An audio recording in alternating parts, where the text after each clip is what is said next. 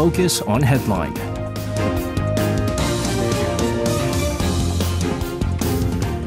All right, let's take a look at what major issues are making the headlines today on Focus on Headline. For this, joining us in the studio today, we have our Sochi sisters and Kwanzwa and Cheji. Guys, welcome back. Good evening. Good evening to you guys. Well, we certainly have a lot of news to cover on this Thursday here, but we're going to start things off with Japan having finally begun its release of its wastewater from its crippled Fukushima Daiichi nuclear power plant. It's had previewed earlier this week. This Thursday is the day that day one, basically, of what they say 20 to 30 years, up to 30 years is what they're saying, in order to get rid of the treated contaminated water from the power plant that has been damaged from that massive earthquake and tsunami some 12 years ago. But despite controversy and opposition remaining, I guess it is a historic day for Japan. They're going through with this, and of course it is also some 2 years and 4 months since then Prime Minister Yoshihide Suga officially made the announcement that Japan will indeed go with their plan to release the wastewater there. So you're going to start us off with the general developments of the first release here.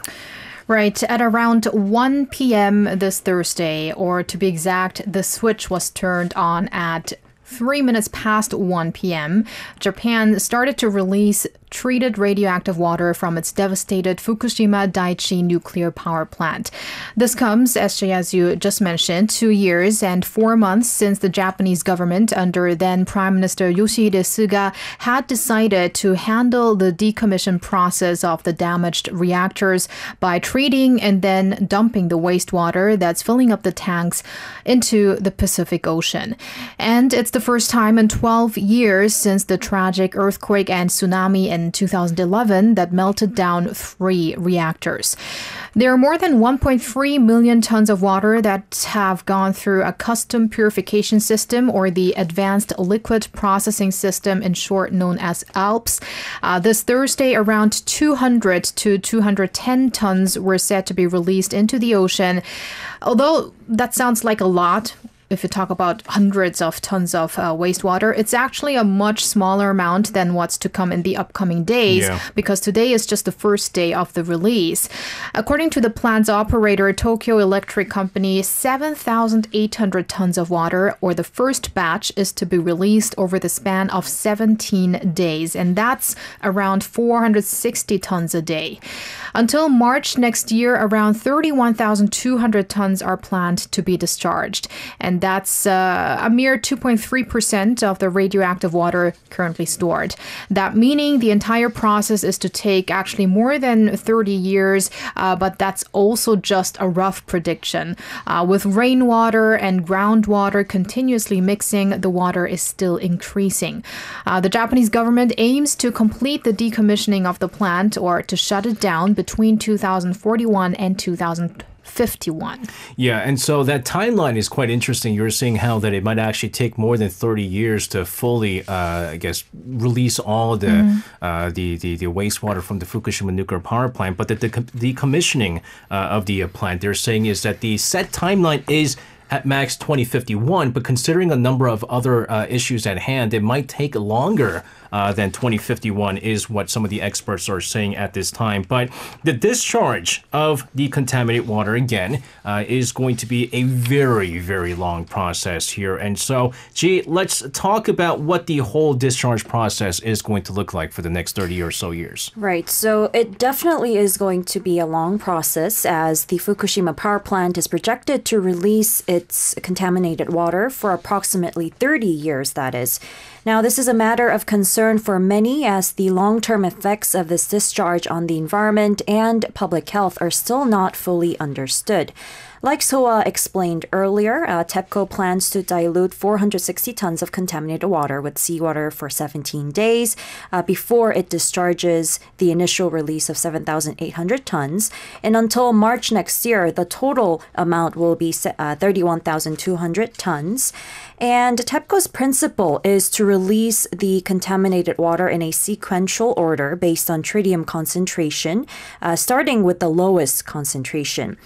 Now, they say that the tritium varies in each tank of contaminated water, with the highest concentration found in the last discharge.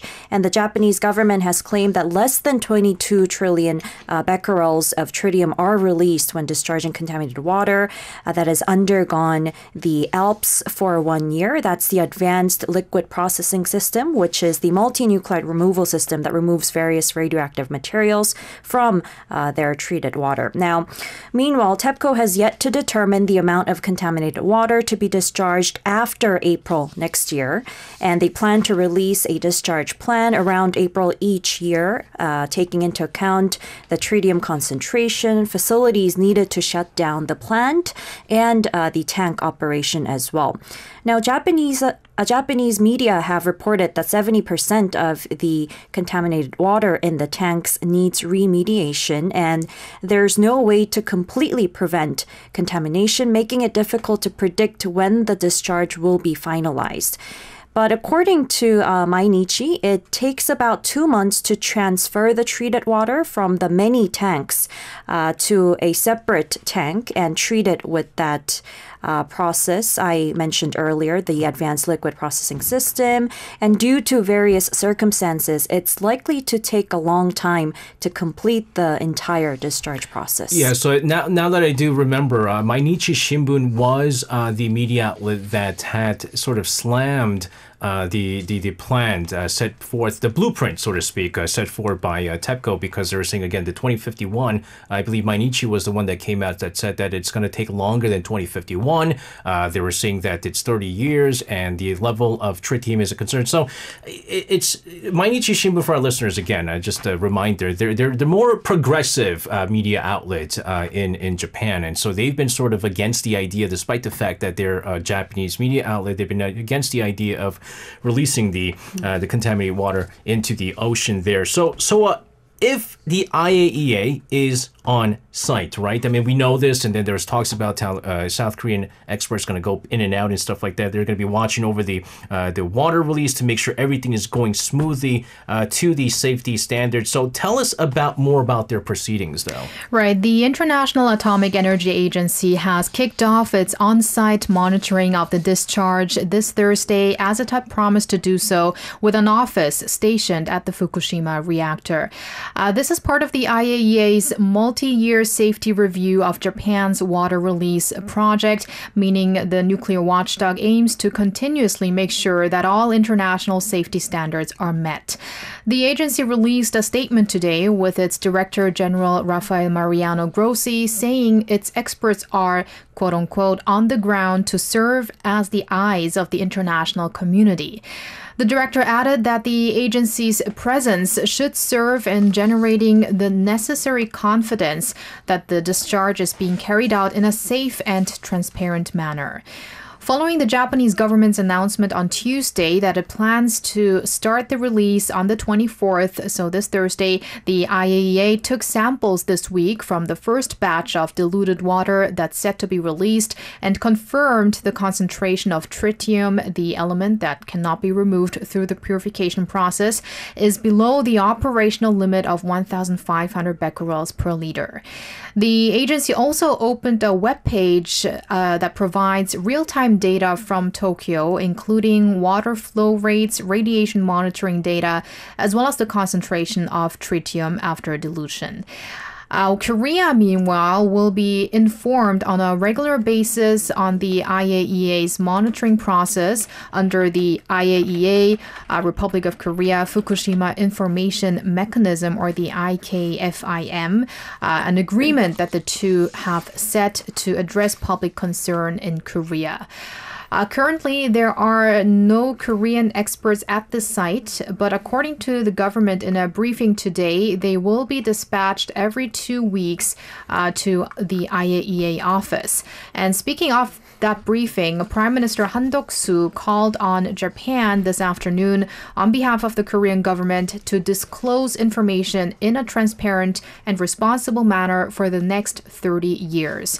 This remark, of course, referring to the more than 3 decades the project is expected to last. So I am on the iaea.org/topic/response, and it goes forever. I did find the real-time the Fukushima Daiichi Alps treated water discharge page, and it does update you on how it's flowing. Like, for example, the Alps treated water transfer line flow rate, which, by the way, they spelled wrong. They put flow rate, which red flags here. 18.9 square meters per hour is what they're saying. Tritium concentration after dilution is 206 becquerels per liter, all of which is, there's a lot of transparency, but the big controversy over the IAEA and their monitoring system is that they're going to base basically everything on what the data from TEPCO, right? So there is also some skepticism as to if there is something that goes wrong with the process, will TEPCO be as transparent? Because what we were hoping that IAEA does is that they're kind of the independent, the unbiased sort of group that does their own independent studies and analysis and matches their studies with what TEPCO brings and says, okay, it does match, and so everything is safe. But that's not what's going on here. What they're doing is they're just basing everything on what TEPCO gives them. And you might be going, well, why can't you trust TEPCO? Well, the problem with this, TEPCO does have a history of not being too transparent and not sharing some of the information that had of things that went wrong before. For example, I believe last year there was something wrong with the filter system that they never reported to IAEA or any of the neighboring countries. And so it's little things like this, but it is still, you can tell that they are trying to do what they can to make it as transparent as possible. The only thing is, an average person like myself has absolutely no idea what any of this stuff actually means. So, but probably they're also going to try to test more of the water after the releases. So they're going to have their own investigations and not only rely on the data by TEPCO. Yeah, I keep seeing. See, they have a lot of typos on there. There's 2 times where they misspell flow here, and they call it flow rate. And so I thought maybe flow was like some scientific terminology that I don't know, but it's not. So again, little things like this. It's the IAEA. When you have typos on the websites like this, it is going to be a little bit concerning with all of this. But fingers crossed here. This is a long process. And as we've talked about before, the South Korean government, just because they have rosier ties with Japan doesn't mean that they're going to go easy on to anything that goes wrong with the release of the contaminated water into the ocean there.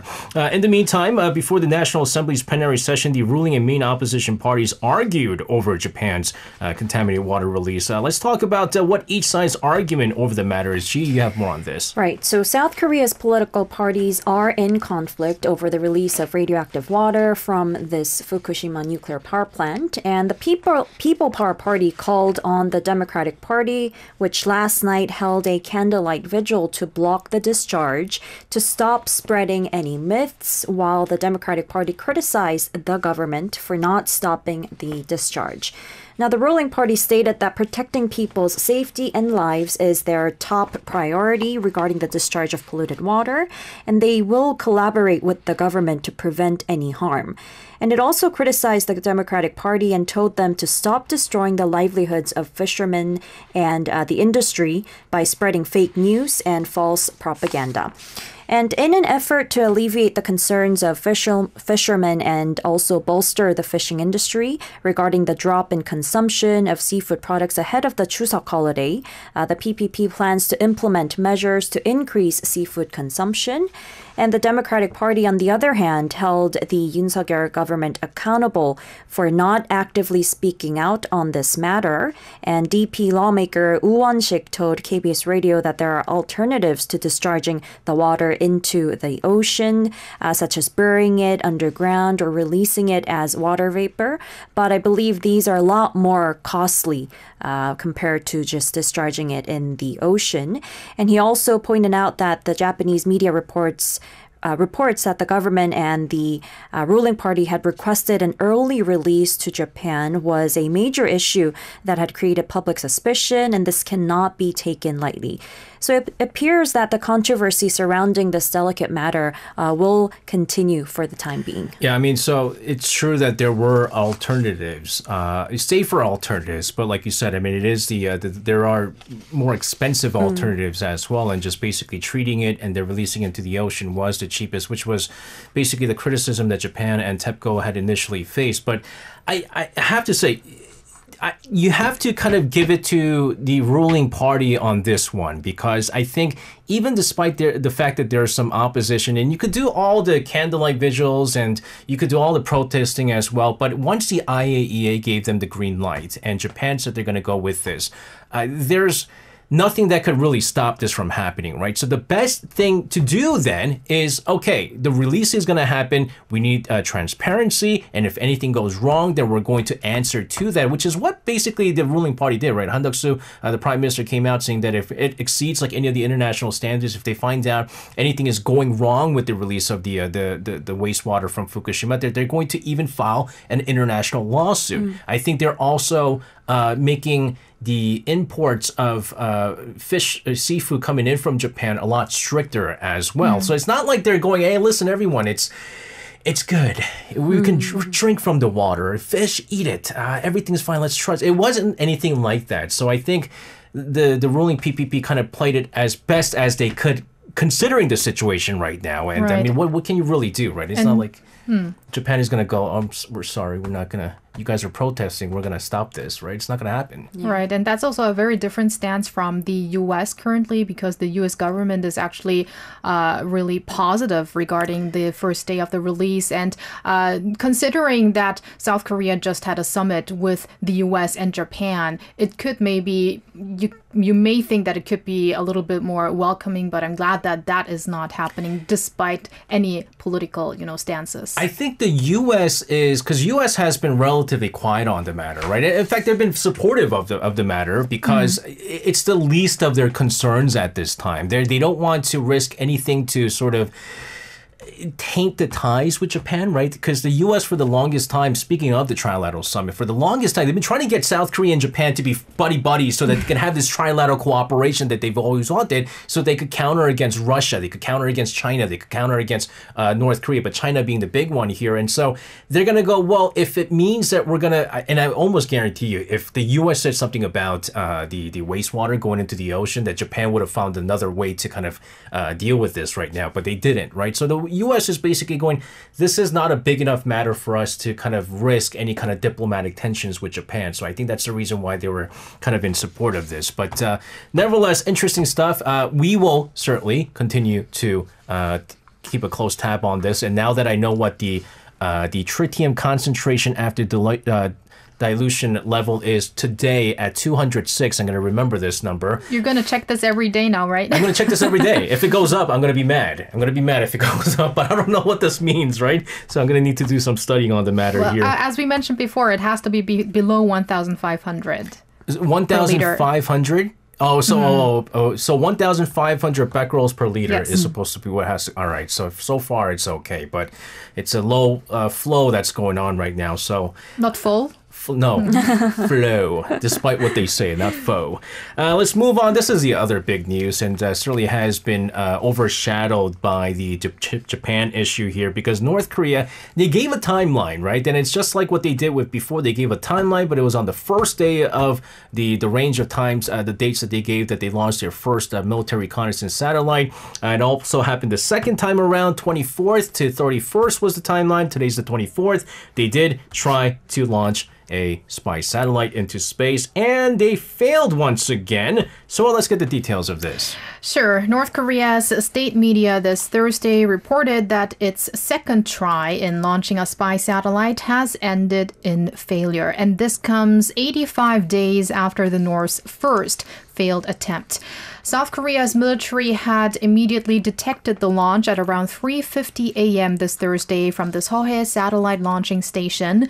The rocket was fired southward after its liftoff at the northwestern Dongchangni area. The Joint Chiefs of Staff said the military has been noting Pyongyang's preparations for a launch in advance, was fully prepared and monitored the launch. And they also mentioned that this was a clear violation of UN Security Council resolutions, which ban any kind of launch using ballistic missile technology. It also added that Seoul and Washington will continue their joint military exercises intensively and be prepared for any threats from North Korea. North Korea was also fast to report of its launch and of what it calls a military reconnaissance satellite, and also admitted it was not a successful one. According to the North Korea Central News Agency, the flights of the first and second stages of the rocket occurred normally, but the launch failed, quote, due to an error in the emergency blasting system during the third stage flight. It also vowed for a third attempt in October. The latest launch came amid the joint South Korea-U.S. Ilji Freedom Shield military exercise and also days after the leaders of South Korea, the U.S., and Japan held a trilateral summit in the U.S. And that matters because when these three get together, they do talk about North Korea. Also, it is ahead of a big military parade marking the 75th Foundation Day on September 9th. SJ, you mentioned earlier that North Korea had given a timeline and it happened on the first day. So pundits say the attempt may have been made in a rush. I agree. As a successful launch ahead of the big national event would have given leader Kim Jong-un a confidence boost.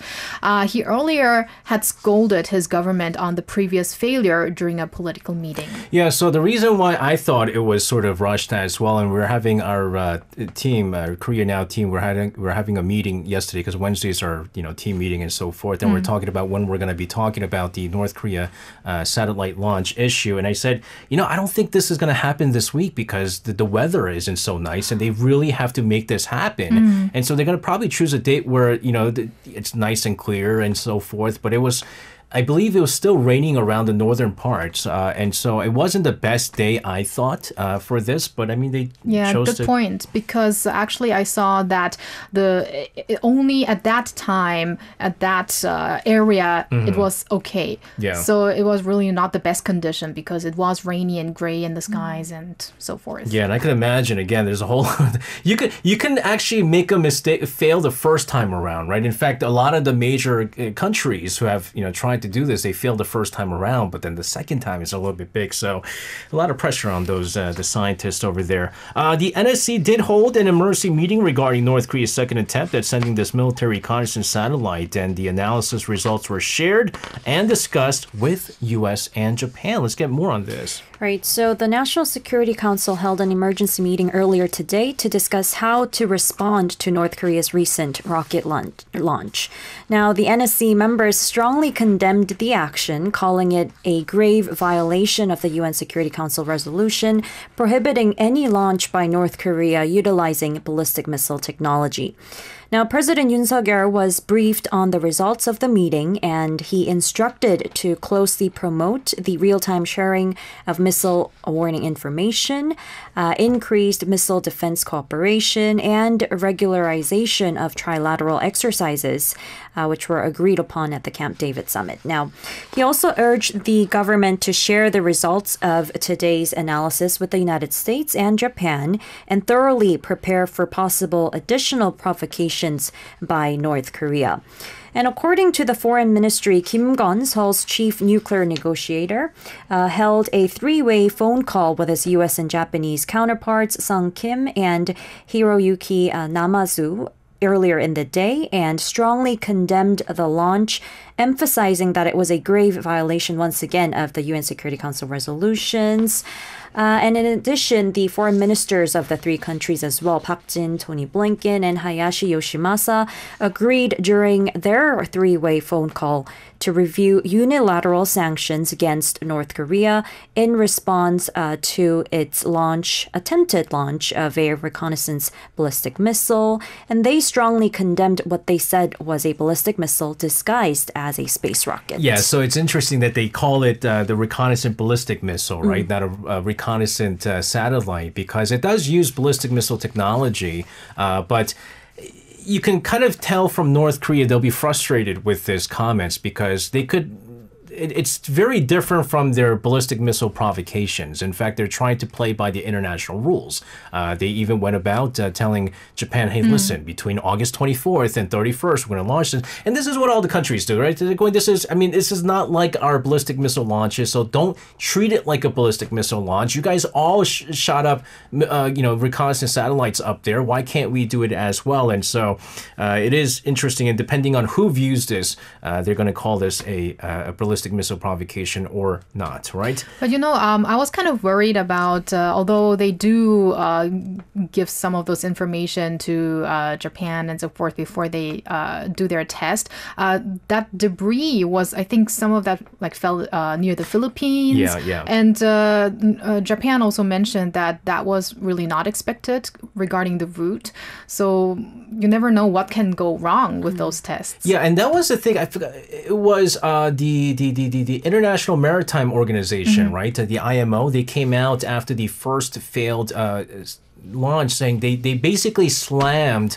Actually, you know what? The IMO did not slam the reconnaissance satellite launch, but they slammed the ballistic missile launch for the first time ever. The IMO has never done this. They did this earlier this year, and basically saying that, listen, that rocket, we don't know where those ballistic missiles are going to be landing. Our ships could be going around, and they get, if they're really, really unlucky, they might get hit by one of those. And so they had, issued, I think, a resolution, and North Korea got really upset over this, right? And so they say, you know what? Next time we shoot our military reconnaissance satellite, we're not going to let you guys know about any of this stuff. But they let Japan know. So they're still playing by the books. And so you can tell that's why you have to have a nice, clean sheet, right? If you haven't been threatening people with your ballistic missiles and stuff like that, no one will be saying anything like this. Let's move on to some economic issue. The Bank of Korea, not surprisingly, held their key interest rate frozen, this for the fifth straight time this Thursday. So again, highly expected. Fill us in on the latest. I have to say, I almost copy and pasted my report from last month. There's a couple of things you could copy and paste. When the U.S. State Department comes out and says we will have hold talks with North Korea without any preconditions, and we condemned any sort of ballistic missile launches, you could copy and paste and just change the date. Of course, I did not do that. Yes. However, South Korea's central bank once again maintained its key interest rate at 3.5%, the same as in April, February, May, and July. And before that, we had 7 consecutive rate hikes from April 2022 to January 2023.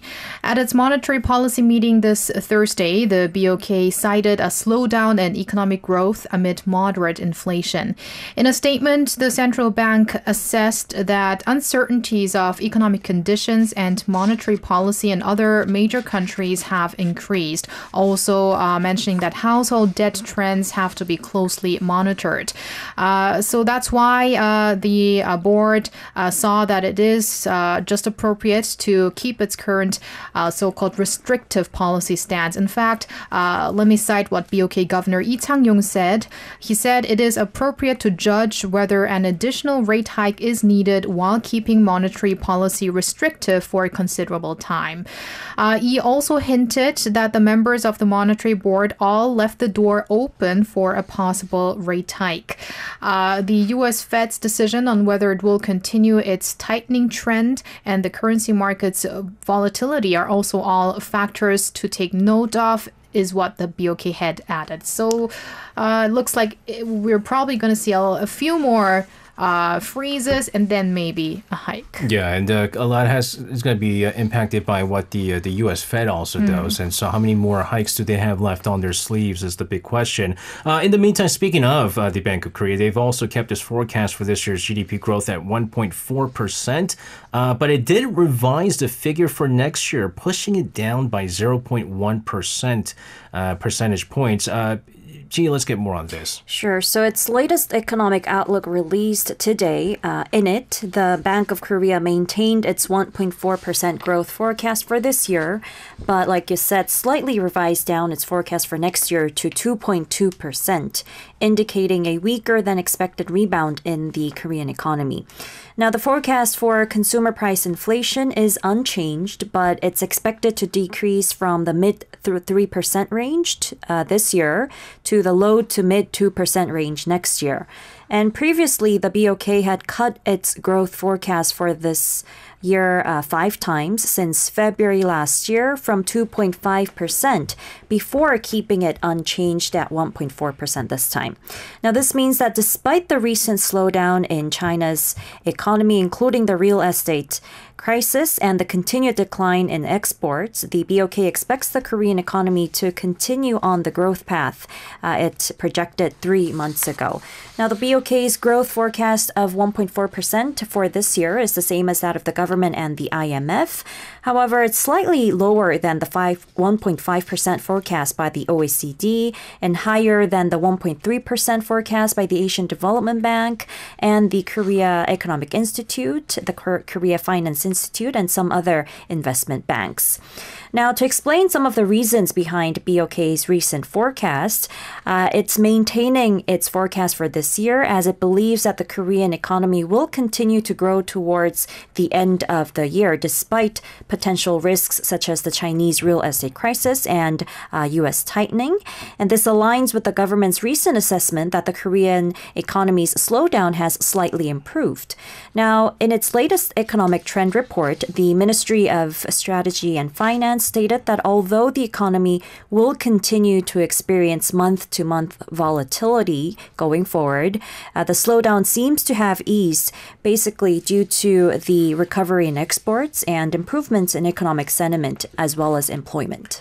Guys, we're going to go on into some international news and what really was probably the biggest international news and something that I'm still keeping a close tab on because of how interesting things are panning out right now because Wagner Group founder Yevgeny Prigozhin, he is presumed dead as he is listed as one of the people that were on board a plane that I don't know if you guys saw the video again. I had a chance to see the footage by CNN. It literally they didn't have the explosion from midair. But you can tell that it probably exploded mid-air and it was coming down. It wasn't a typical airplane crash. But they're saying that there's no survivors. As you know, that he is the man behind that very brief mutiny against Russia's military leadership a few months ago. So let's get the latest developments on this front. Right. The chief of the Wagner Group, Yevgeny Prigozhin, was on the passenger list of a jet that was flying from Moscow to St. Petersburg on Wednesday local time. The list included 7 passengers and 3 flight crew, according to Russian Aviation Authority. The aircraft, an Embraer 135, I'm not sure if I You're probably right. Yeah. 135 crashed near the village of Kuzenkino in the Tver region. Now, flight data showed the plane reached an altitude of around 28,000 feet before flight tracking data stopped transmitting all of a sudden around 6 p.m. local time.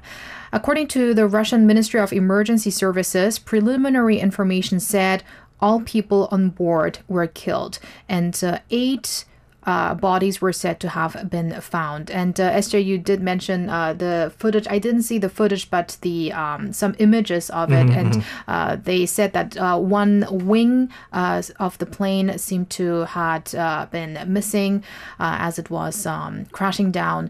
It's not been officially confirmed that the body of Prigozhin has been identified.